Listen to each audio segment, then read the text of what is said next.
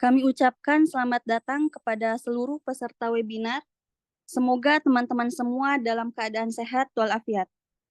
Dan kami haturkan terima kasih kepada pemateri yang telah bersedia mengisi webinar pada malam hari ini. Susunan acara pada webinar kali ini adalah yang pertama, pembacaan biodata pemateri. Kedua, penyampaian materi oleh Ustadz Dr. M.H. Hasan Nasrullah. 3. Sesi tanya jawab. 4. Kuis.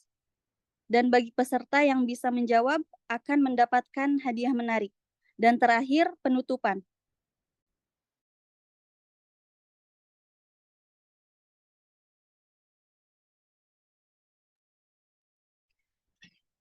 Memasuki sesi pertama yaitu pembacaan biodata pemateri. Beliau adalah Ustadz Dr. M.H. Hasan Nasrullah M.A. Hafizahullahu Ta'ala, pendidikan SD Islam Al-Khairiyah Banyuwangi pada tahun 1998, MTS Rodatul Jannah Mayang Jember, lulus pada tahun 2002, SMA Al-Irsyad Tengaran Salatiga, lulus pada tahun 2006, S1 Fakultas Syariah Universitas Islam Madinah 2008 sampai 2012, S2 Fakultas Al-Quran Universitas Islam Madinah 2013 sampai 2016, S3 Fakultas Al-Quran Universitas Islam Madinah 2017 sampai 2023. Dan saat ini Imam Syafi'i Jember.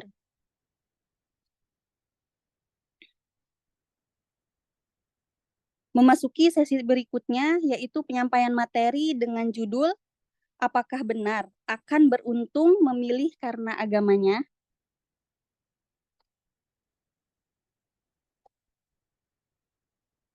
Fenomena laki-laki berilmu, bergelar sarjana syariah, dikenal sebagai seorang ustadz di tengah masyarakat, namun melakukan KDRT atau mungkin lalai terhadap kewajibannya sebagai seorang suami, membuat sebagian muslimah takut menerima lamaran laki-laki yang agamis. Apa benar akan beruntung jika wanita memilih seorang laki-laki sebagai suaminya karena agamanya?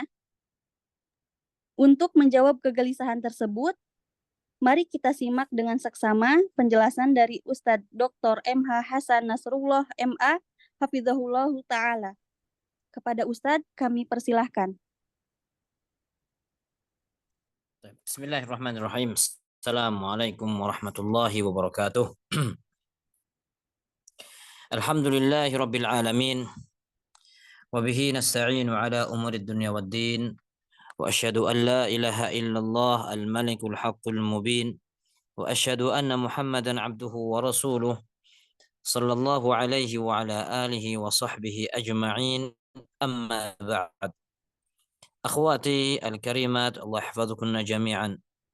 Alhamdulillah, pada kesempatan malam hari ini dengan izin Allah Azza wa Jalla kita bisa mengadakan sebuah kajian atau webinar dengan tema yang seperti anti lihat semuanya di jihaz antum. Apa benar beruntung memilih seorang karena agamanya? Tentunya acara-acara seperti ini tidak lepas dari nikmat Allah Azza wa Jalla. Ya, ketika dengan adanya fasilitas-fasilitas atau alat-alat yang modern, teknologi, sehingga kita bisa berdiskusi, mengkaji dengan online jarak jauh, ini adalah nikmat yang harus kita syukuri. Nah, seperti HP, kemudian laptop, internet dan sebagainya, ini adalah kenikmatan. Tetapi terkadang harus kita waspadai karena dia bagaikan pisau bermata dua. Kalau kita nggak pandai-pandai menggunakan, maka hal itu justru akan menimbulkan madarat bagi kita semua. Dan kita manfaatkan untuk kajian-kajian seperti ini tentunya adalah kebaikan. Ya, mudah-mudahan ini salah satu bentuk rasa syukur kita terhadap apa yang bisa kita nikmati. Kemudian seperti yang anti ketahui, seperti yang antum baca, apa benar beruntung memilih karena agamanya? Ini kalau kita perhatikan sepintas temanya itu umum, memilih karena agamanya. Ini memilih apa? Ya, memilih sekolah atau memilih komunitas, milih rumah, tetangga dan sebagainya. Tetapi kalau sudah tadi jelaskan tentang seseorang yang agamis tetapi terjadi KDRT dan sebagainya, maka ini berarti berkaitan dengan masalah jodoh, masalah mencari calon suami, ya. Dan insya Allah pada kesempatan malam ini kita akan membahas beberapa poin, ya. Poin yang pertama tentang hakikat pernikahan. Poin yang kedua adalah realita di sekeliling kita, tentunya hal-hal yang berkaitan dengan urusan memilih jodoh. Kemudian poin yang ketiga adalah petunjuk Nabi Muhammad SAW di dalam menentukan pilihan. Tentunya yang berkaitan dengan masalah jodoh ini. Dan yang terakhir adalah pelajaran penting dari hadis-hadis yang kita pelajari pada malam hari ini. Taib. Akhwati al-karimat rahimakumullahu jami'an. Kita masuk kepada poin yang pertama, yaitu tentang hakikat pernikahan. Pernikahan itu adalah sunnah. Sunnah dalam artian ajaran. Sunnah Nabi atau ajaran Nabi Muhammad SAW. Kita tahu bahwasanya Islam adalah ajaran yang sempurna. Dan di antara kesempurnaan Islam adalah adanya syariat menikah. Dalam sebuah hadis Rasulullah SAW jelaskan, "Man raghiba an sunnati falaisa minni." Barang siapa yang raghiba an. Raghiba kalau ketemu sama huruf an artinya adalah benci. Kalau raghiba ketemu sama fi maksudnya adalah suka. Man raghiba an sunnati, barang siapa yang enggak suka atau benci dengan ajaranku, kata Rasul, falaisa minni, maka dia bukan bagian dari golonganku. Dan Rasulullah SAW di antara ajarannya adalah menikah. Makanya orang yang pengen mensucikan diri dengan cara meninggalkan nikah, itu cara yang salah. Islam tidak bertentangan dengan fitrah. Setiap orang itu ada syahwatnya. Dan syahwat itu disalurkan tetapi juga pakai aturan. Tidak liar. Kalau syahwat diobral, maka yang terjadi adalah kerusakan. Begitu juga ketika syahwat itu ditahan, maka yang muncul adalah penyakit, ya, atau penyimpangan, atau bahkan perbuatan-perbuatan yang haram. Ya, justru dengan cara menikah itulah seorang akan menjaga kehormatan, dengan menikah itulah seorang akan menjaga kesucian. Rasulullah SAW adalah orang yang paling suci, dan beliau menikah. Kita sebagai umatnya, ketika ingin mensucikan diri, maka caranya adalah mengikuti ajaran beliau Rasulullah SAW. Kemudian di dalam hadis lain dijelaskan Rasulullah SAW bersabda, "Tazawwaju fa inni mukatsirum bikumul umam yaumal qiyamah." Menikahlah kalian karena sesungguhnya aku akan membanggakan kalian jumlah yang besar kepada umat-umat yang lain. Wala takunu karahbaniyatin nasara. Dan janganlah kalian ikut-ikutan seperti pendeta Nasrani. Pendeta Nasrani nggak nikah. Tujuannya apa? Ingin mensucikan diri. Tapi realitanya nggak sedikit terjadi yang namanya penyimpangan atau perbuatan-perbuatan yang haram. Dan Rasulullah SAW ketika menjelaskan falaisa minni, maka bukan dari golonganku. ini bukan permasalahan yang sepele. Rasulullah SAW berlepas diri. Artinya orang yang benci terhadap sunnahku diantaranya adalah nikah tadi. Rasulullah katakan bukan golonganku, bukan bagian dariku. Ini juga menunjukkan bahwasanya pentingnya bagi kita semua untuk mengikuti petunjuk beliau. Di antaranya adalah dalam masalah menikah tadi dalam rangka untuk menjaga kehormatan dan kesucian ini. Taib. Akhwatul Islam wal akhwat al-karimat rahimakumullahu jami'an. Poin selanjutnya kita bicara tentang realita. Ya, realita di sekeliling kita dalam urusan memilih jodoh. Yang pertama, ada di antara kita kaum muslimin yang menentukan pilihan jodoh karena nasab atau karena suku atau karena status sosial. Ini yang ada yang terjadi di sekeliling kita. Entah itu yang akhwat milih laki-laki calon suaminya ataupun yang suami atau laki-laki yang mencari akhwat. Di antara mereka melihat dari satu sisi ini. Nasab, misalkan dilihat orang tuanya atau kakek-kakeknya. Kemudian sukunya misalkan atau status sosial. Sebenarnya kriteria seperti ini boleh-boleh saja. Karena juga mungkin di antara sebab langgengnya sebuah rumah tangga mungkin juga karena masalah nasab misalkan atau suku ya status sosial dan sebagainya. Suku misalkan kebiasaan ya, masing-masing punya kebiasaan, suku masing-masing. Kemudian juga nasab kalau orang tuanya yang satu ini punya sebuah pendidikan, model pendidikan tertentu atau mungkin status sosial di masyarakat itu semua juga terkadang memberikan dampak atau memberikan pengaruh terhadap langgengnya sebuah rumah tangga. Akan tetapi jangan sampai hal ini menjadi patokan utama. Ya. Karena masalah nasab, suku, sosial dan sebagainya itu bisa berubah-berubah. Artinya seorang itu bisa saling menyesuaikan. Dan kemuliaan seseorang itu tidak ditentukan dengan nasab, tidak ditentukan dengan suku, dan tidak ditentukan dengan status sosial di depan masyarakat. Sama sekali tidak. Kita sudah punya kaidah inna akramakum indallahi atqakum. Orang yang paling baik, yang mulia di sisi Allah Azza wa Jalla itu adalah orang yang bertakwa. Kalau kita perhatikan misalkan seperti Talut ya. Kita tahu kisahnya disebutkan oleh Allah Azza wa Jalla di dalam Al-Qur'an surat Al-Baqarah akhir-akhir juz 2 ya. Akhir-akhir juz 2 itu silahkan dibuka. Ketika sebagian orang-orang Bani Israel mereka meminta kepada nabinya untuk diutus seorang pemimpin yang akan menjadi pemimpin bagi mereka untuk berjihad fisabilillah. Ini Bani Israel yang minta. Kemudian ketika Allah Subhanahu wa taala pilih seorang pemimpin bernama Talut. Innallaha qad ba'atsa lakum Taluta malika. Sesungguhnya Allah mengutus Talut menjadi seorang raja.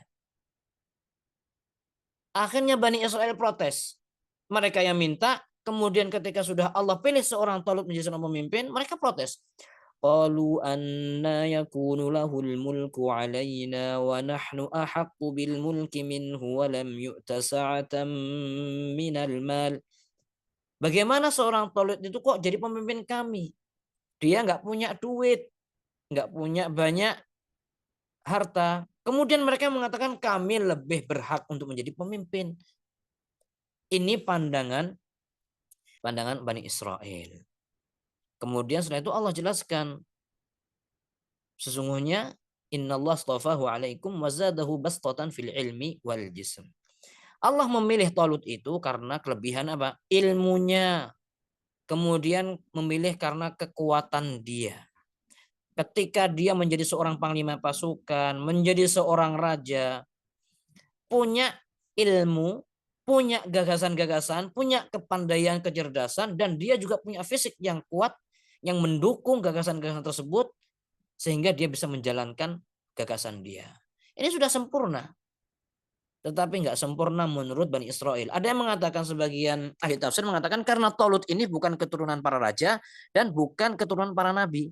Sedangkan biasanya yang jadi raja atau menjadi nabi itu sudah keturunan orang yang mulia menurut Bani Israel. Sedangkan Talut bukan termasuk keturunan-keturunan para raja ataupun para nabi. Udah gitu nggak punya duit, kelihatan miskin. Akhirnya dianggap nggak bagus. Padahal Allah sudah pilih Talut sebagai pemimpin. Ini juga pelajaran bagi kita. Ketika kita menentukan, Rasulullah SAW sudah jelaskan, kita jelaskan pada poin-poin selanjutnya.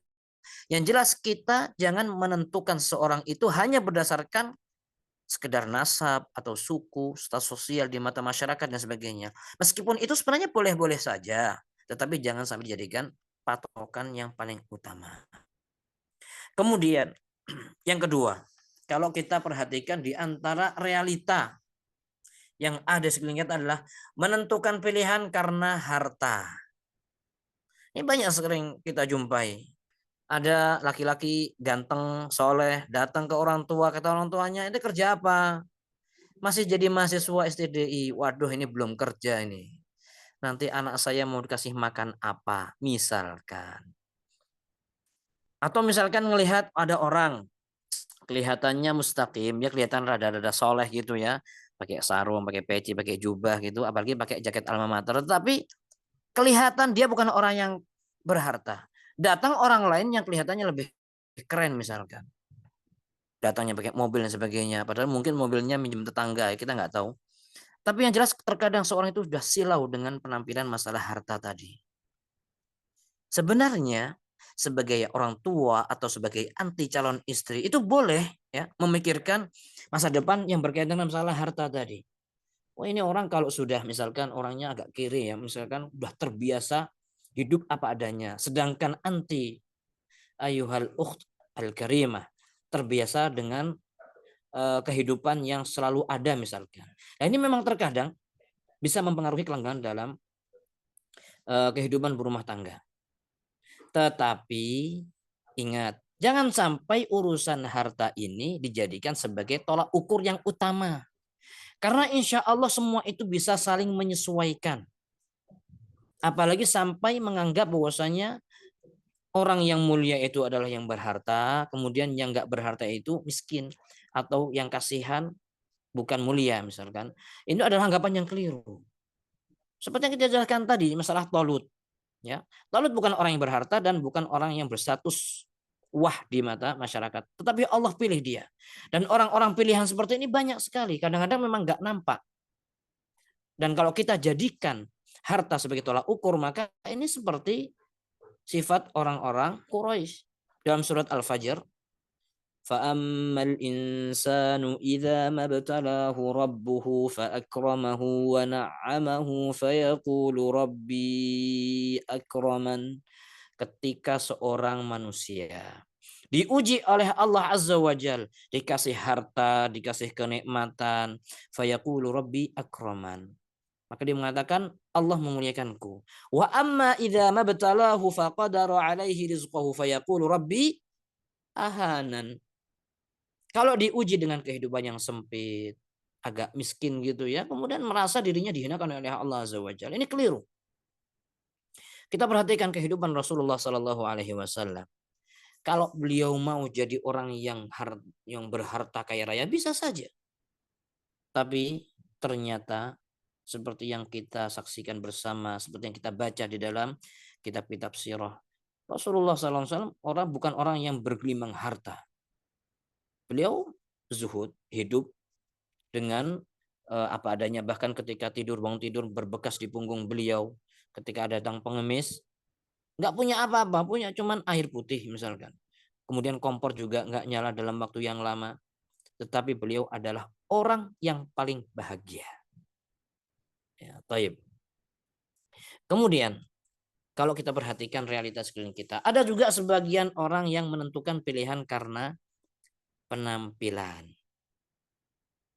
Yang akhwat lihat pengen yang ganteng. Yang ikhwan pengen lihat yang cantik. Sebenarnya itu adalah wajar, lumrah. Meskipun yang namanya ganteng dan cantik itu relatif ya. Kadang-kadang penilaian seorang itu berbeda-beda. Sangat relatif sekali dan itu boleh-boleh saja, wajar-wajar saja. Tetapi juga jangan sampai berlebihan. Akhirnya nggak nikah-nikah. saking punya idealisme yang tinggi. Misalkan pengen punya calon suami yang ganteng kayak Nabi Yusuf. Seperti itu sudah, nanti nikahnya di surga aja. Kalau di dunia ya repot mau dapat orang kayak gitu. Kemudian nggak ada salahnya juga kita ngaca, ya. Nggak yang laki nggak yang perempuan sama, ya. Ini bukan diskriminasi terhadap wanita, tidak. Tetapi juga laki-laki seperti itu. Ketika ingin mencari bidadari yang nggak boleh kurang sekian senti misalkan, itu juga nggak akan bisa didapatkan. Dan kita harus paham bahwasanya penampilan itu akan berubah seiring berjalannya waktu. Mau atau tidak mau, yang ganteng, yang cantik pun akan berkurang. Yang akan terus bertambah itu adalah ketampanan, kecantikan hati. Keimanan semakin tinggi, semakin cantik, semakin ganteng. Tapi kalau wajah, itu mau nggak mau pasti akan berkurang. Itu otomatis. Ya. Jadi ketika kita pede merasa dirinya cantik dan berhak untuk mendapatkan laki ganteng, atau seorang laki-laki yang merasa pede dirinya ganteng, ya, merasa harus mendapatkan cantik, itu ya boleh-boleh saja, tetapi tetap ingat ya, pede itu nggak boleh kelewat. Kemudian yang paling utama adalah ketampanan, kecantikan hati dan keimanan. Taib. Yang terakhir, realita di sekeliling kita dalam urusan masalah memilih jodoh. Menentukan pilihan dengan cara yang tidak tepat. Contohnya apa? Misalkan terburu-buru dan tidak selektif mencari kabar. Ya, ini kadang-kadang terjadi. Kalau kita pengen mencari penginapan, ya kan, kita pengen nginep misalkan cuma 2 hari atau 3 hari saja, umroh nginep di Madinah, dapat hotel yang ternyata nggak bagus, tidak sesuai dengan fakta, misalkan tidak sesuai dengan apa yang ditawarkan, nggak masalah.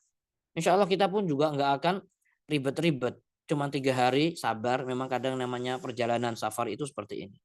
Tetapi kalau kita ingin memilih sebuah rumah yang akan kita tinggali bersama dengan keluarga misalkan, kita harus lebih ekstra hati-hati. Milih rumah misalkan diperiksa ini gimana masa depannya. Misalkan rumah ini kok semakin posisinya agak lebih rendah daripada jalan. Sedangkan jalan semakin tahun diperbaiki, naik-naik terus. Dan kalau hujan banjir kemasukan air apa enggak, ini semua dipertimbangkan. Kenapa? Karena rumah akan kita huni dalam waktu yang sangat lama. Lah, ini perbedaan mencari hotel dengan rumah saja perlu kita perhatikan, apalagi mencari jodoh. Mencari jodoh itu bukan untuk 1 hari, 2 hari, 2 bulan, 3 tahun, tidak. Tapi untuk selamanya. Dan harapan kita adalah jodoh itu akan berlanjut sampai di hari akhirat, sampai seorang ditentukan masuk surga. Istri di dunia adalah istri yang di surga, suami yang di dunia suami yang di surga. Itulah harapan kita. Sehingga di dalam menikah itu tidak boleh terburu-buru, cari informasi yang benar. Ya, tapi bukan berarti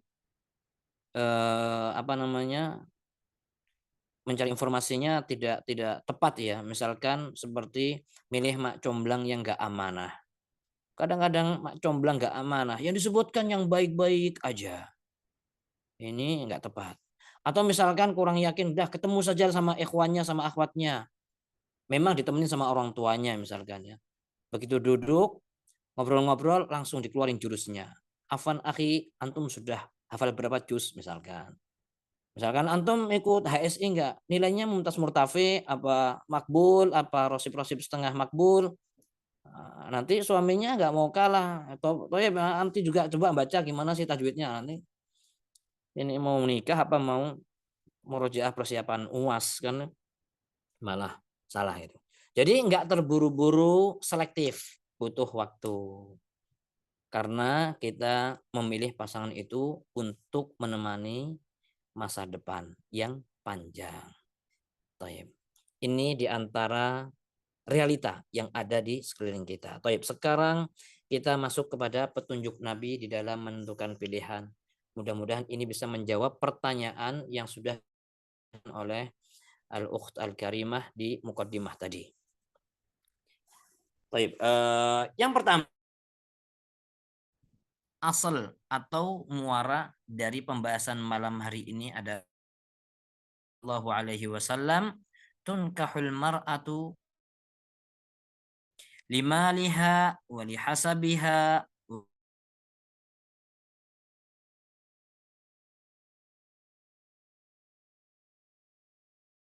Shallallahu Alaihi Wasallam menyebutkan kebiasaan ya. Yang pertama, wanita itu dinikahi karena hartanya. Kemudian karena kedudukan atau nasab dan sebagainya. Kemudian juga dinikahi karena kecantikannya. Yang terakhir Rasulullah jelaskan karena agamanya. Fadfar bidzatid din taribat yadak. Yang pertama, kedua, ketiga sekedar disebutkan saja. Adapun yang keempat Rasulullah berikan tanggapan. Fadfar. Al-Dhafar itu artinya menang ya. Maksudnya berusahalah kalian untuk mendapatkan atau menangkanlah diri kalian dengan mendapatkan wanita yang solihah. Taribat yadak. Kalau nggak demikian, kamu akan rugi. Dan ini juga berlaku untuk ketika perempuan mendapatkan lamaran seorang laki-laki.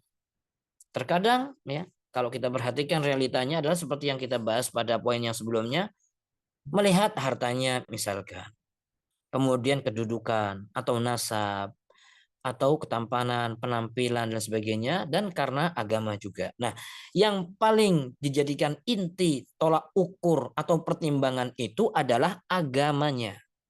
Yang lain boleh, boleh jadi pertimbangan, tetapi jangan sampai dijadikan asas atau patokan tolak ukur yang paling utama. Yang paling pertama itu adalah masalah agamanya tadi.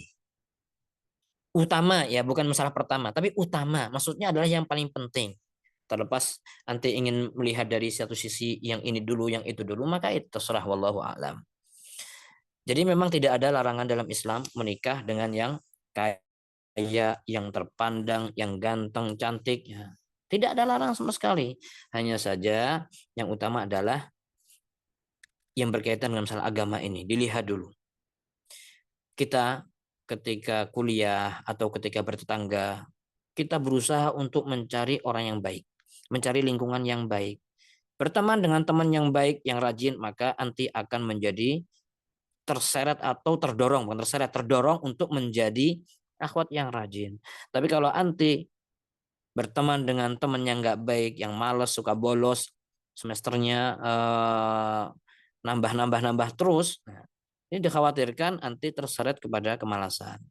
Kalau mencari teman saja kita perlu selektif, lalu bagaimana ketika kita mencari teman hidup yang akan menyertai kehidupan kita bahkan sampai surga, karena memang tali percintaan itu akan terputus dengan kematian kecuali tali percintaan yang dilandasi dengan keimanan. Talinya itu akan terus bersambung sampai di surga nanti. Oleh karena itu kita perlu perhatian. Ini juga menjadikan bahwasanya wanita yang solehah dan yang nggak solehah itu nggak sama. Begitu juga dengan laki-laki yang soleh dan yang nggak soleh itu nggak sama. Tetapi di sini jelaskan wanita yang soleh atau wanita yang solehah atau laki yang soleh, bukan yang berpenampilan soleh. Kalau berpenampilan saja itu banyak caranya. Seperti memperlihatkan seolah-olah dirinya adalah ahli agama misalkan. Orang bisa ngomong ya, pinter ceramah, kemudian agak berjenggot sedikit aja misalkan, udah kelihatan seperti ustadz. Bahkan kadang-kadang nggak bisa dibedain antara yang ustadz dengan yang bukan ustadz. Begitu juga dengan ketika seorang kuliah di sebuah tempat yang terkenal dengan ilmu syar'i, maka itu juga bukan merupakan jaminan. Ketika seorang punya titel tertentu yang menunjukkan dia adalah seorang yang soleh alim misalkan, maka itu juga bukan jaminan. Karena yang dibutuhkan bagi seorang akhwat adalah akhlak yang mulia dan agamanya. Bukan titel, bukan sanjungan masyarakat, sekedar sanjungan atau sosial di masyarakat tidak. Atau sekedar ketampanan juga tidak. Taib. Kemudian sampai ada saking orang itu ingin memburu orang-orang soleh tadi. Ya, ada istilah kalau mau cari menantu, cari di masjid di waktu subuh. Ya. Jamaahnya itu biasanya insya Allah orang yang benar. Ya. Ini juga tentunya tidak selamanya benar. Ya. Karena kadang-kadang yang jamaah sholat subuh itu mbah-mbah. Ya, di sebagian tempat itu sudah kakek-kakek semua. Nah, seandainya ada yang muda pun juga bukan jaminan. Ya, tetapi harus benar-benar seorang itu hati-hati di dalam menentukan jodoh. Kaidahnya jelas seperti yang dijelaskan oleh Rasulullah. Falfar bidzatid din taribat yadak. Baik. Kemudian hadis yang kedua. Rasulullah Shallallahu alaihi wasallam jelaskan, "Idza khataba ilaikum man tardawna dinahu wa khuluquhu fazawwijuhu illa taf'alu fitnatun fil ardi wa fasadun 'arid." Kalau ada yang datang untuk mengkhidbah, ngelamar misalkan, kemudian orang tadi tampak agamanya baik, akhlaknya baik, maka yang seperti itu diterima. Terimalah. Kalau nggak diterima, dikhawatirkan terjadi fitnah di muka bumi dan kerusakan yang luas atau kerusakan yang besar. Baik. Kemudian kita baca lagi hadis yang selanjutnya. Rasulullah Shallallahu alaihi wasallam bersabda, "Man yuridillahu bihi khairan yufaqihu fid din." Barang siapa yang dikehendaki kebaikan oleh Allah Azza wa Jal, maka seorang hamba tadi akan difaqihkan terhadap agama. Difahamkan terhadap agama. Yang namanya faqih ya, bukan maksudnya nama orangnya faqih, bukan. Seorang disebut faqih itu adalah ketika dia belajar, faham agama, dan mengamalkan. Bukan sekedar tahu, tetapi juga mengamalkan apa yang dia ketahui. Itulah yang disebut sebagai seorang yang faqih. Bukan hanya sekadar bertitel, tetapi secara zahir kelihatan dia adalah orang yang memiliki sunnah, berilmu dan menjalankan ilmu yang dipelajari. Nah, itulah harapan besar man yuridillah bi khairan. Dari situ seorang akan berharap ada kebaikan. Karena Allah sudah berjanji, barang siapa yang dikehendaki kebaikan, maka orang itu akan difaqihkan terhadap agama. Nah sekarang, bagaimana seorang akhwat ingin mendapatkan kebaikan di dalam kehidupannya kalau menikah dengan orang yang nggak paham terhadap agama. Masalah halal dan haram nggak paham. Nah terus nanti cari duit gimana? Nggak bisa bedain mana yang halal, mana yang haram. Kemudian makan harta riba, kasihan anak dan istri kasih harta yang haram. Apalagi ketika seorang ikhwan atau seorang akhi-akhi sholatnya nggak benar. Atau bahkan sampai nggak sholat. Mau sholat harus diingatkan, harus diobrak-abrik dulu. Ini laki-laki ini nanti jadi seorang pemimpin. Masa nanti yang jadi imam, yang istrinya kan nggak mungkin. Jadi harus berusaha untuk mencari yang secara zahir terlihat soleh, berilmu dan mengamalkan ilmunya. Kurang lebih seperti itu. Ini petunjuk Rasulullah Shallallahu Alaihi Wasallam. Kemudian ketika seorang itu berilmu dan mengamalkan ilmunya, maka dia akan tahu apa kewajiban-kewajiban dia. Dia tahu apa hak-hak istrinya, sehingga semua itu ditunaikan. Dalam sebuah hadis disebutkan, "Inna li rabbika 'alaika haqqan wa li nafsika 'alaika haqqan wa li ahlika 'alaika haqqan fa'ati kulli haqqin haqqah." Sesungguhnya seorang hamba itu punya kewajiban untuk menunaikan kewajiban terhadap Allah Subhanahu wa taala. Kemudian jiwa kita, diri kita itu juga punya hak istirahat, makan dan sebagainya, itu perlu dipenuhi. Kemudian wali ahlika haqqo. Keluarga itu juga punya anak, istri, kemudian nafkah lahir dan batin, semua adalah kewajiban seorang suami yang harus ditunaikan kepada istri. Istri punya kewajiban dan punya hak. Artinya ketika semuanya mengetahui hak dan mengetahui kewajiban, semuanya lebih perhatian terhadap kewajiban, maka semua hak itu akan secara otomatis terpenuhi. Dan itu kembali ke masalah ilmu dan mempraktekkan ilmu tadi. Maka Rasulullah mengatakan fa'ati kulli haqqin haqqah. Berikan setiap yang mempunyai hak itu haknya, berikan haknya. Lalu bagaimana ketika seorang nggak tahu hak dan kewajiban, bagaimana dia bisa menunaikan kewajiban dan memenuhi hak-hak pasangannya. Kemudian di antara hak keluarga adalah seperti yang difirmankan oleh Allah Jalla wa'ala, wa'ashiruhunna bil ma'ruf, dan pergaulilah mereka dengan pergaulan yang ma'ruf. Nah kalau orang nggak punya ilmu, nggak tahu yang ma'ruf, bagaimana dia bisa mempergauli istrinya dengan pergaulan yang ma'ruf. Kemudian ketika seorang sadar, seorang laki-laki tahu kewajiban dia, maka dia akan berbuat baik, ya, seperti yang disebutkan dalam sebuah hadis, innar rifqa la yakunu fi syai'in illa zana wa la yunza'u min syai'in illa syana. Lemah lembut, arif itu ketika dia menyertai sesuatu, maka sesuatu itu akan terasa indah, terlihat indah. Tetapi ketika lemah lembut itu dicabut dari sesuatu, maka akan menjadi sesuatu itu buruk. Orang laki-laki yang beragama, perhatian terhadap agamanya, dia tahu di antara kewajiban dia adalah mempergauli dengan yang ma'ruf, wa ashiruhunna bil ma'ruf, dan di antara bentuk ma'ruf tadi adalah lemah lembut terhadap keluarganya. Bukan kemudian lemah lembut kepada orang lain, sopan dan baik, pada atasan, kepada teman, tetapi ternyata sama keluarga sendiri kebalik. Berbuat kasarnya salah. Rasulullah Shallallahu Alaihi Wasallam bersabda, khairukum li ahli wa ana khairukum li ahli. Sebaik-baik kalian adalah orang yang baik terhadap keluarganya. Baik, akhwati al-karimat rahimakumullah. Kemudian kita pindah ke poin yang selanjutnya. Di antara pelajaran yang penting dari hadis yang kita bahas. Yang pertama adalah kebahagiaan. Ya. Kebahagiaan ditentukan karena ketaatan. Ya. Kita sudah jelaskan tadi bahwa ketika seorang memperhatikan masalah agama, dia akan beruntung. Kalau enggak, maka dia akan rugi. Jadi kebahagiaan itu akan didapatkan ketika seorang memperhatikan dalam ketaatan. Dalam sebuah hadis, Rasulullah Shallallahu Alaihi Wasallam menjelaskan, rahimallahu rajulan qama minal laili fasalla wa iqadha imra'atahu fasallat. Semoga Allah merahmati atau Allah merahmati seorang laki-laki yang bangun di waktu malam hari, kemudian dia salat malam, wa aiqadha imra'atah, membangunkan istrinya, fasallat, istrinya diajak salat. Fa in abat nadhaha fi wajhihal ma. Kalau istrinya susah dibangunin, ya, nggak bangun-bangun, dicipratin wajahnya pakai air.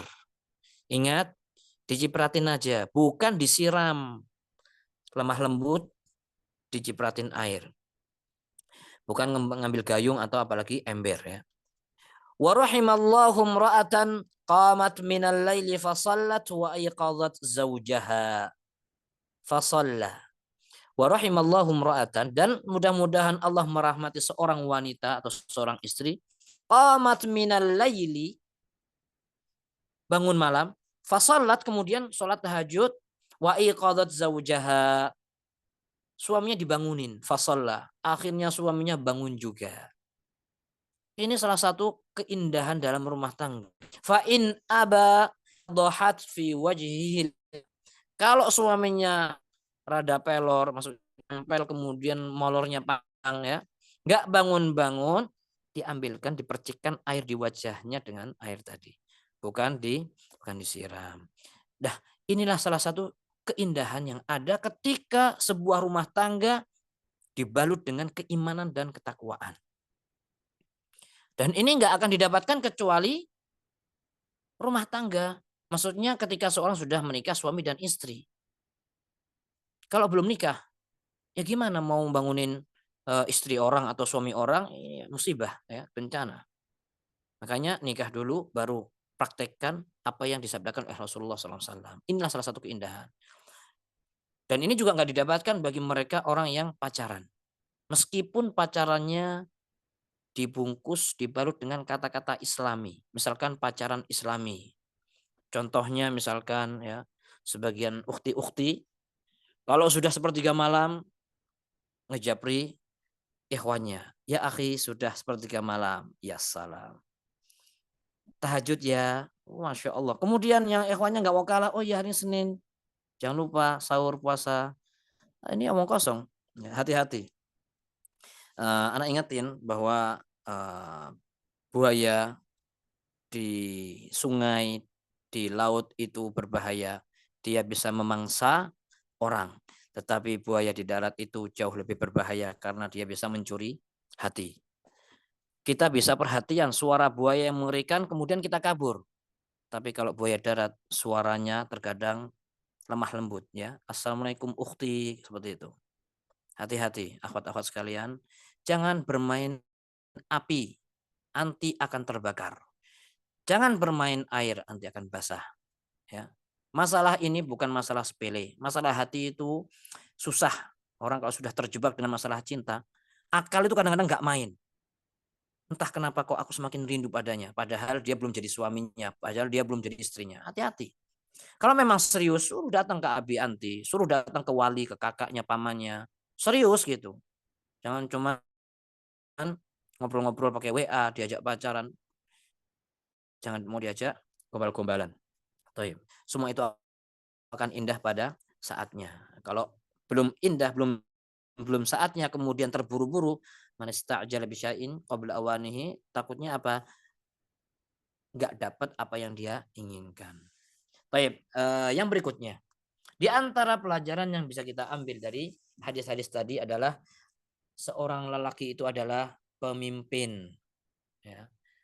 Maka pilihlah pemimpin yang benar. Jangan sampai pemimpin tadi mengajak anggota keluarga menuju neraka.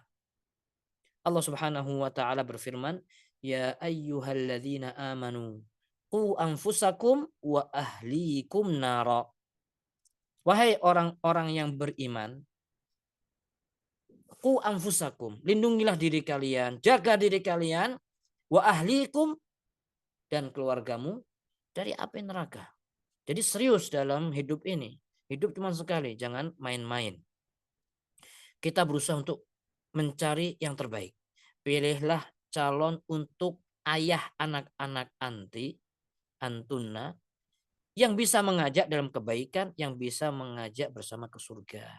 Tentunya juga sama, seorang laki-laki berusaha untuk mencari calon ibu dari anak-anaknya yang benar-benar bisa mengajarkan kebaikan.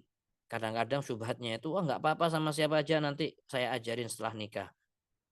Mau nikah sama orang yang berpenampilan keren, alasannya apa? Nanti kalau sudah nikah mau saya ajarin ngaji misalkan. Ini nggak gampang ya. Teori itu kadang-kadang nggak selaras dengan realita. Maka berhati-hatilah. Kemudian yang berikutnya, di antara pelajaran yang bisa kita ambil juga adalah tidak ada manusia yang sempurna. Kadang-kadang ada orang yang memang dia kelihatan dari sisi hartanya, tapi dari nasab hasab kurang, atau dari hasab dan nasab unggul tetapi dari segi penampilan kurang. Ada yang sudah keren penampilannya bagus, ternyata dari sisi yang lain juga kurang. Artinya memang kadang-kadang manusia itu nggak ada yang sempurna. Dan sebelum melihat orang lain, lihatlah diri kita juga. Kita harus sadar bahwa kita juga bukan orang yang sempurna. Kalau sampai ada yang telat menikah karena mencari kesempurnaan, maka ya orang seperti itu harus sabar. Nanti nikahnya di surga aja. Kemudian yang selanjutnya, di antara pelajaran yang harus kita sadari bahwasanya Allah Subhanahu wa taala bermuamalah dengan hambanya itu dengan fadl, bukan dengan adl. Jadi para hambanya masuk surga itu dengan rahmat dan kasih sayang Allah Subhanahu wa taala. Adapun orang-orang yang masuk neraka itu dengan keadilan Allah Azza wa Jalla, dan Allah tidak akan berbuat zalim. Saya kasih permisalan ya. Ini sekedar permisalan aja. Misalkan seorang dosen ngasih 10 soal. Kemudian mahasiswi atau mahasiswa ngerjakan 8 soal saja. Nah, ketika dosen ngasih 9, padahal siswa atau siswi cuma ngerjakan 8, maka ini adalah fadl. Adapun dosen memberikan 8 sesuai dengan usaha mahasiswa-mahasiswi, maka ini namanya adil atau adil. Tetapi kalau mahasiswa bisa menjawab 8, tiba-tiba dikasih nilai 7, itu namanya zalim. Nah, Allah Subhanahu wa taala bermuamalah dengan hambanya itu dengan muamalatul fadl. Dengan fadl. Wa fadlullahi wasi'ah wallahu dzul fadlil azim. Allah Maha luas karunia-Nya. Termasuk di antaranya masalah jodoh. Allah Subhanahu wa taala Maha mampu untuk memberikan kepada anti seseorang yang lebih dari apa yang anti inginkan. Makanya kalau doa, minta sama Allah Azza wa Jalla, berdoa kepada Allah, jangan malu-malu doa, kemudian melihat, wah diri ini siapa, nggak apa-apa, minta aja kepada Allah. Yang penting minta laki-laki yang soleh, itu yang pertama, yang jadikan tolak ukur. Jadi tetap meminta kepada Allah, berdoa. Kemudian setelah berdoa tentunya menjalankan sebab. Bukan cuma doa-doa saja tanpa ada sebab, tanpa ada usaha, tidak. Di antara usahanya adalah bermusyawarah dengan orang-orang yang pengalaman.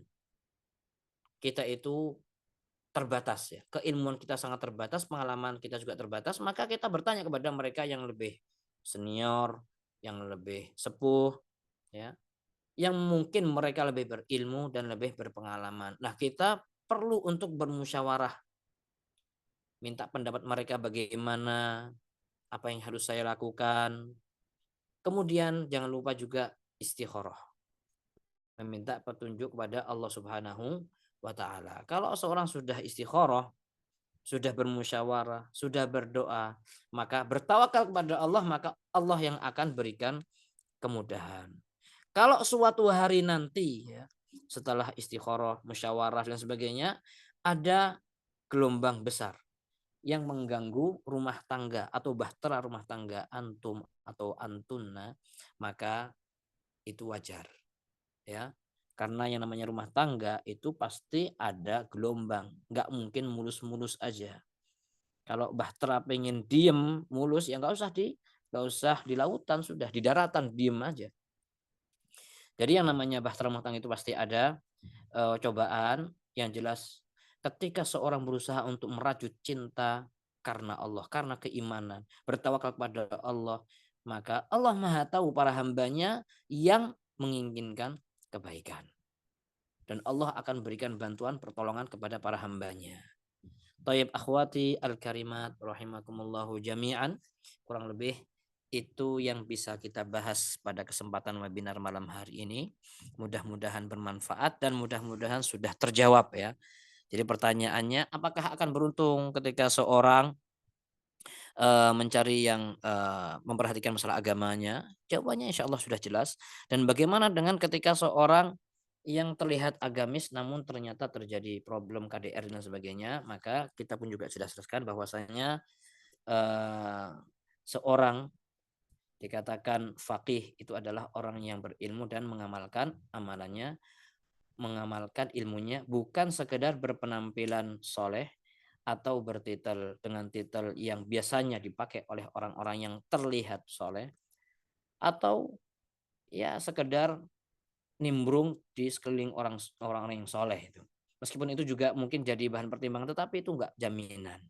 Sekolah di sebuah tempat misalkan, yang terkenal di situ orangnya misalkan baik gitu.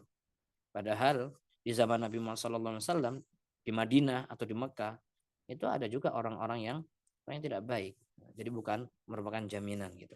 Harus selektif, nggak boleh terburu-buru, bermusyawarah, tanya ke sana kemari, berdoa, istikharah. Mudah-mudahan Allah lancarkan urusan antunna semuanya.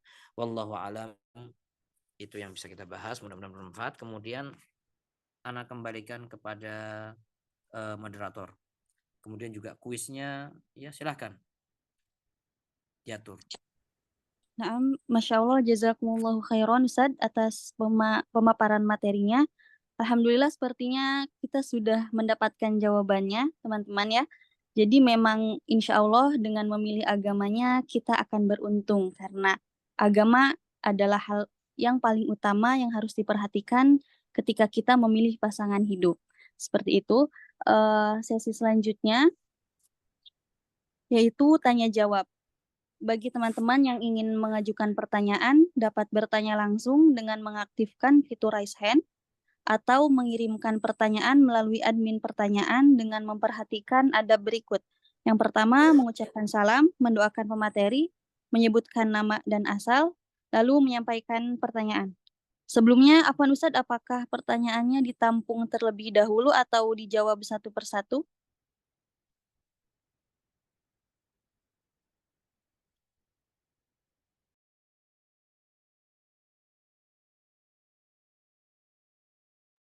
Bagaimana Ustadz? Apakah satu persatu akan dijawab atau ditampung terlebih dahulu pertanyaannya?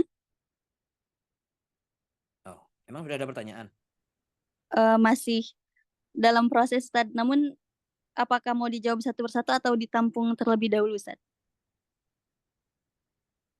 Ya sebenarnya kalau menurut Ana ya tentang masalah pernikahan, tentang rumah tangga ini lebih baik ditanyakan kepada yang lebih berilmu, lebih berpengalaman, lebih senior. Kalau Ana terus terang ya Ana merasa masih pemain baru ya meskipun sebenarnya juga bukan pemain baru banget sih. Tapi Ana rasa lebih baik ditanyakan kepada yang lainnya. Itu sebenarnya. Apalagi kalau nggak ada pertanyaan seperti ini ya sudah nggak apa-apa. Kan ada sesi selanjutnya Ana yang bertanya. Ada Ustaz yang bertanya melalui chat.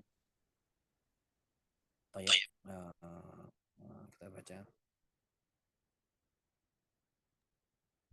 Pertanyaannya silakan kalau bismillah. nggak ada. Nah, bismillah, Oh afwan ya, Ustaz, tafadhali. izin bertanya. Tadi disampaikan jika terdapat ikhwan yang datang dengan akhlak dan agamanya yang baik, maka hendaknya diterima. Tapi bagaimana dengan akhwat yang merasa masih belum siap dikarenakan beberapa hal, seperti umurnya yang masih muda, belum siap dari hal materi atau batin? Mohon penjelasannya Ustadz, jazakumullahu khairan. Toyib, Ana jawab sebatas yang Ana tahu dan nanti diskusikan lagi dengan ustadzah-ustadzah yang pengalaman dan dengan masalah ditanyakan kepada asatidzah yang lainnya.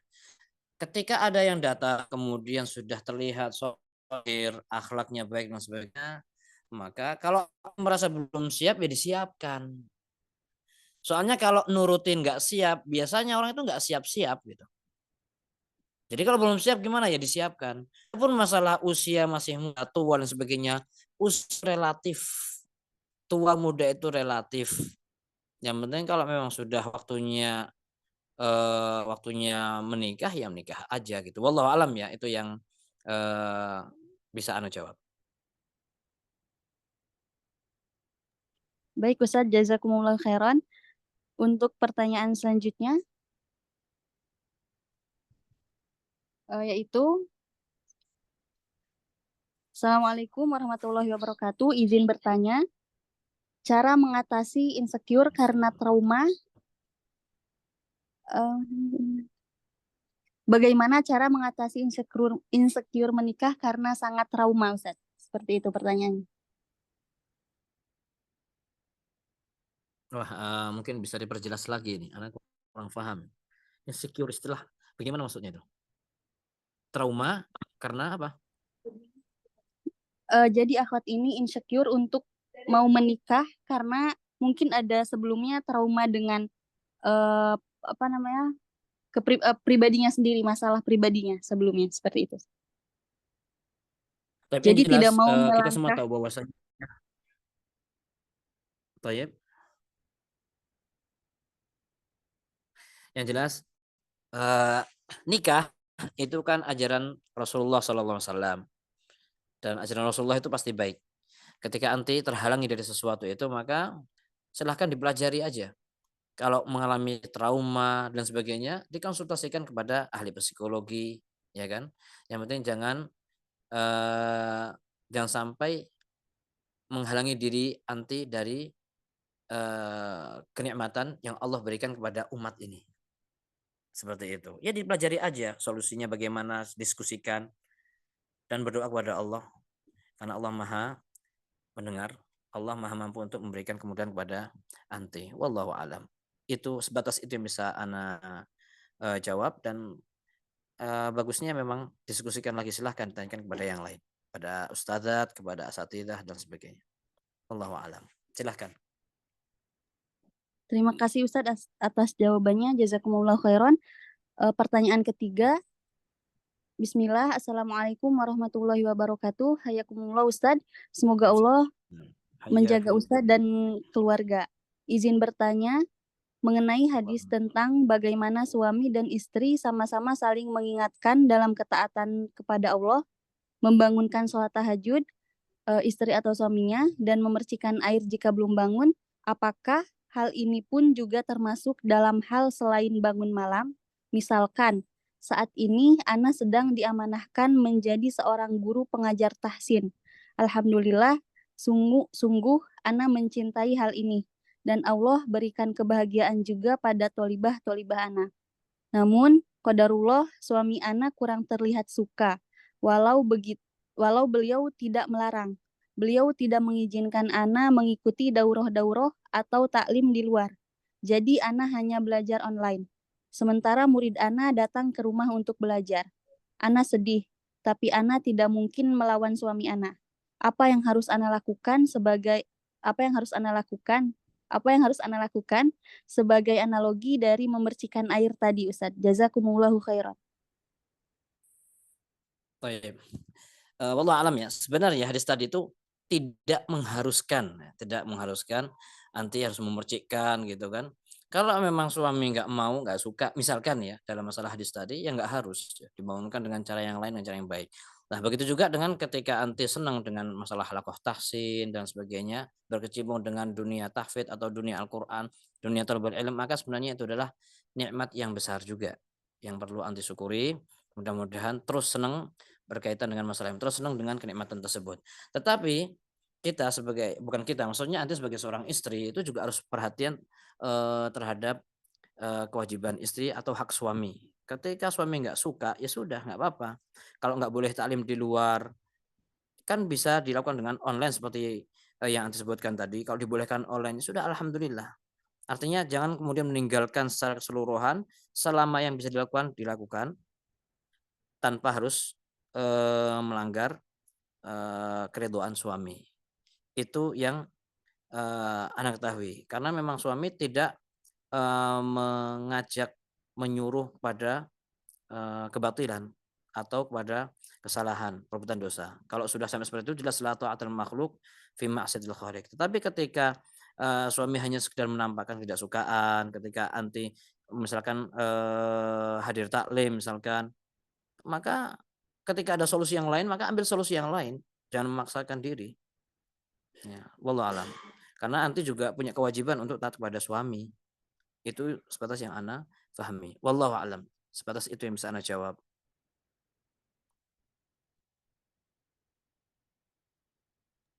Terima kasih, jazakumullahu khairan atas jawabannya, Ustadz. Pertanyaan selanjutnya.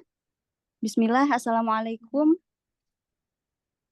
Ana mau bertanya, saat ini Ana sudah berumah tangga, tapi Ana meninggalkan anak dan suami karena menurut Ana kesalahannya sudah fatal. Karena selain KDRT, disuruh sholatnya pun sulit.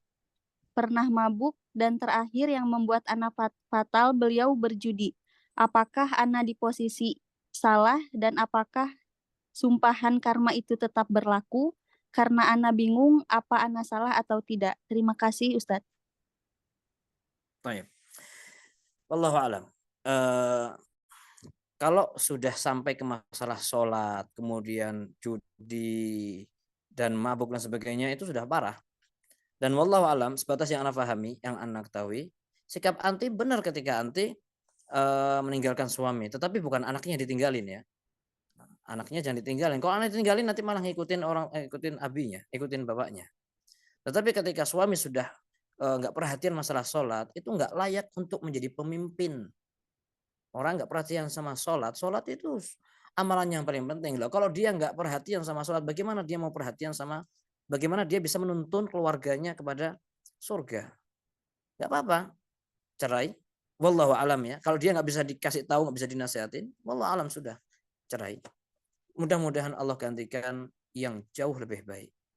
Mantar kasyai'anillah awadallahu khair min. Orang yang meninggalkan sesuatu karena Allah, maka Allah akan gantikan yang lebih baik.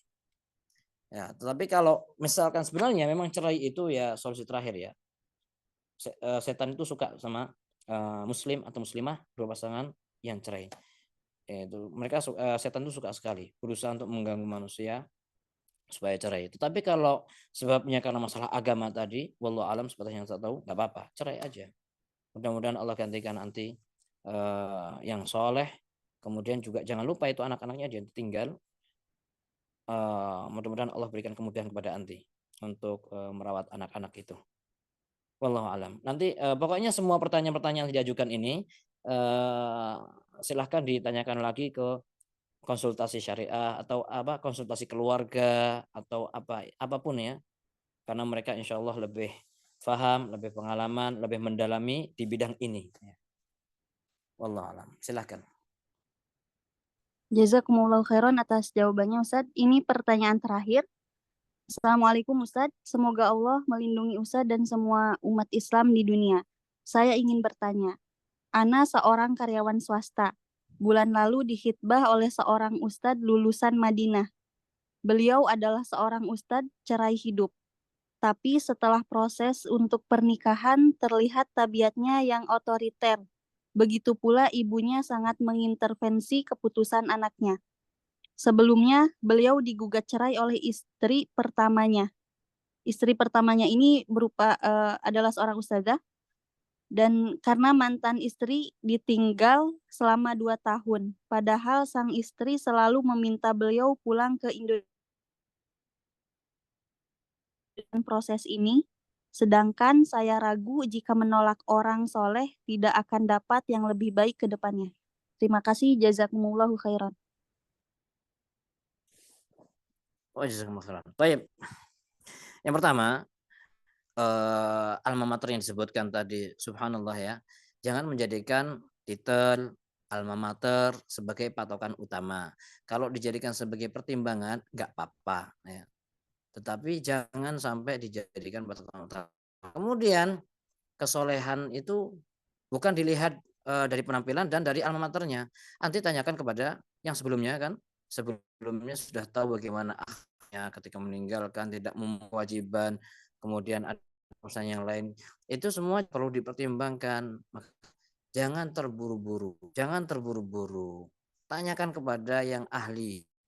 Kalau ragu-ragu, kemudian istikharah, ya kalau ragu-ragu ya jangan dilanjutkan. Wallahu alam ya. Itu sebatas yang Anda tahu. Karena tadi pertimbangannya kan karena akhlak dan kesolehan seorang. Ya akhlaknya seperti yang diketahui, orangnya misalkan nggak meninggalkan istrinya, kemudian terjadi berbagai macam permasalahan tadi, itu kan perlu dipelajari semua, perlu dijadikan pertimbangan itu. Jangan hanya karena dia kuliah di mana kemudian langsung dianggap soleh, kemudian takut kalau nerima berarti menolak orang soleh. Enggak. Soleh seorang itu enggak diukur dengan alma mater. Wallahu a'lam, itu yang bisa Anda jawab. Jadi Anda sarankan sudah, tanyakan lagi kepada ustazah, tanyakan lagi pada yang sudah pengalaman, dan jangan gegabah, jangan terburu-buru menerima ketika anti sudah tahu riwayat calon yang mendatangi anti tadi. Wallahu a'lam, wallahu a'lam. Jazakumullahu khairan atas jawabannya Ustadz. Selanjutnya kita memasuki sesi kuis. Bagi teman-teman yang bisa menjawab dengan tepat akan mendapatkan hadiah menarik dari panitia. Dan pertanyaan akan disampaikan langsung oleh Ustadz. Teman-teman yang ingin menjawab silahkan untuk mengaktifkan fitur raise hand. Kami persilahkan Ustadz untuk menyampaikan pertanyaannya. Baik. Ini pertanyaan berapa? 2 Ustadz. Nah, 1 dari Ana, 1 dari panitia gimana? Nggak apa ya? Iya Ustadz. Oke. Pertanyaan dari Ana, sebutkan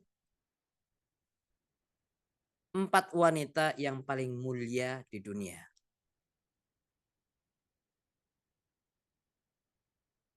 4 wanita solehah. Itu Silahkan Ukti Sofia untuk menjawab pertanyaan Ustadz. Assalamualaikum warahmatullahi wabarakatuh. Jawaban saya 4 wanita yang paling mulia di dunia dan di akhirat yaitu Maryam binti Imran, Fatimah binti Muhammad, Khadijah binti Khuwailid, dan Asiyah. Baik, barakallahu fiik. Ijabah sahihah. Ijabah sahihah. Masya Allah, jazakumullahu khairan Ustadz atas pertanyaannya, dan barakallahu fiik kepada Ukti Sofia. Pertanyaan kedua,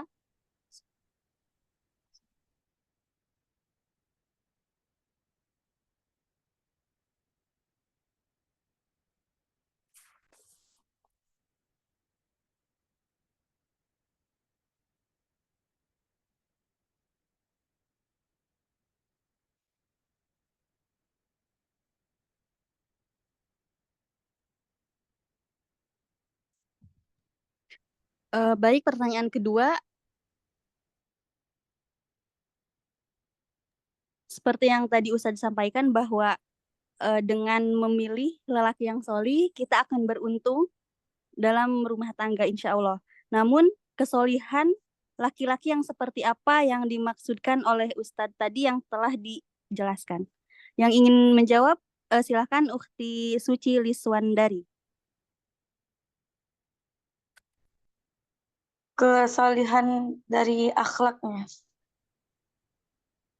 dan taat kepada Allah.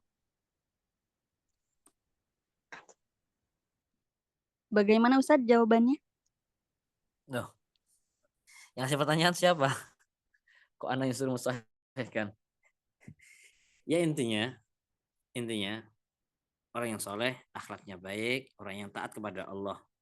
Ya sudah benar, yang berilmu dan mengamalkan ilmunya. Itu saja sudah. Benar jawabannya.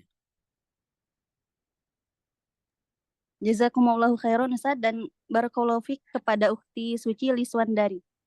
Alhamdulillah sesi kuis telah selesai. Dan sesi terakhir adalah penutupan.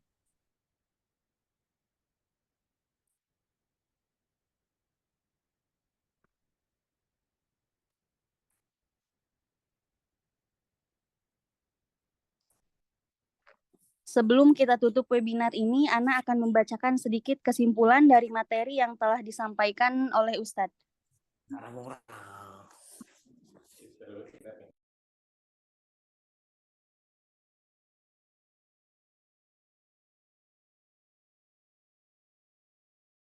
Sebelumnya, kami ucapkan jazakumullahu khairan wa barakallahu fikum kepada Ustadz MH Hasan Nasrullah, hafizahullahu ta'ala.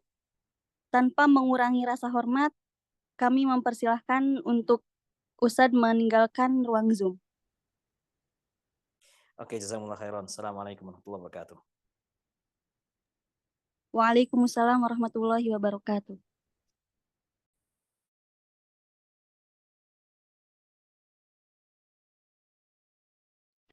Baik, saya akan membacakan sedikit kesimpulan materi yang telah disampaikan oleh Ustadz pada malam hari ini.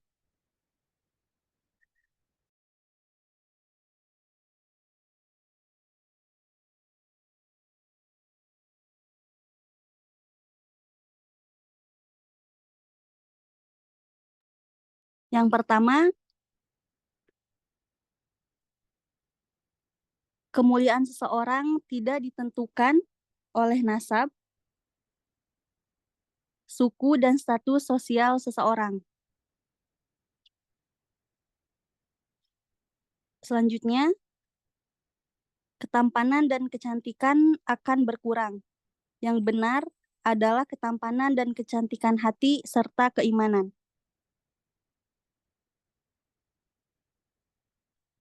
Selanjutnya, kebahagiaan ditentukan karena ketakwaan.